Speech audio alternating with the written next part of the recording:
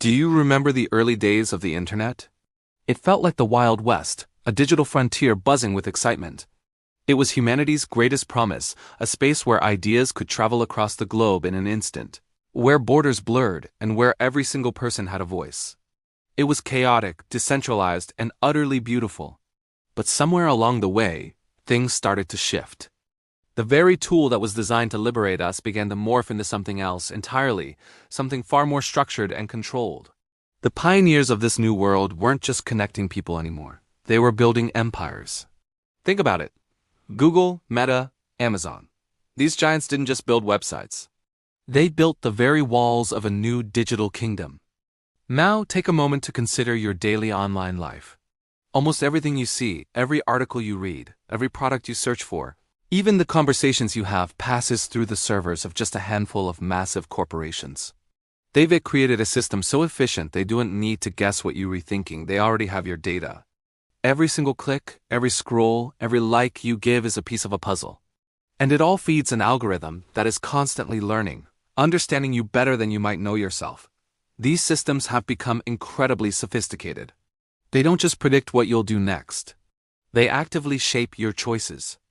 They suggest the next video you'll watch, the news you'll read, and even the friends you should connect with. You might feel like you're in complete control, but try this experiment. Spend just one day actively avoiding everything the algorithm recommends. You'll quickly realize how deeply embedded it is in your decision-making process. We've slowly, almost unconsciously, traded our privacy for comfort and our freedom for convenience. And of course, when governments saw this immense power, they wanted a piece of the action.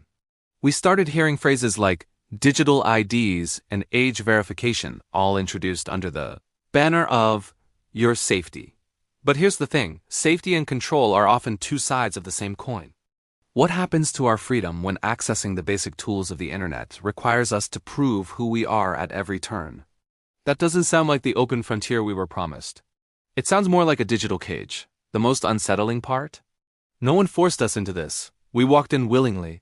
We shared our lives, posted our photos, accepted every cookie without a second thought, and scrolled right past the terms and conditions to click agree. And now, the internet doesn't just connect us anymore. In many ways, it owns us.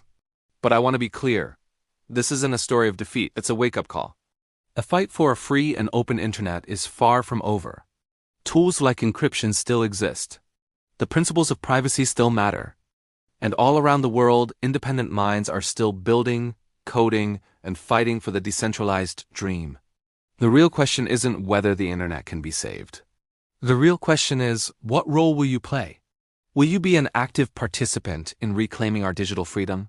Or will you let the algorithm continue to decide who you are? Stay aware, stay free. And never forget that the system only has power over those who aren't paying attention. If this made you think, make sure you subscribe because what's coming next will make you question everything. Thanks for watching.